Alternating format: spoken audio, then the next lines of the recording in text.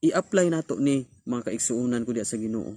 Kung dili lang gyud ta maglimbong sa pagkinabuhi, dili gyud ta makabsan sa panalangin nga gikan sa Ginoo.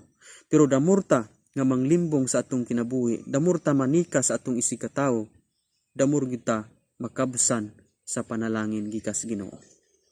Okay? So kuhaon na nato ang pagkalimbungan, ato nang hinulsulan ang atong pagpanikas, ang atong pagka kusog kayo nga mamakak, manglimbong, kuhaon kini sa atong kinabuhi aron nga ang pabor sa Ginoo magpungasi sa ato ang kinabuhi. Okay?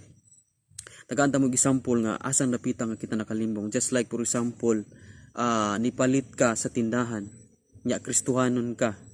Pagpalit nimo sa tindahan, nakapin ang sukli sa maong tindera. So pag ihap nimo kapin ang sukli. So kung dunay kay kasing-kasing nga dili limbungan, imo nang iuli ang sukli.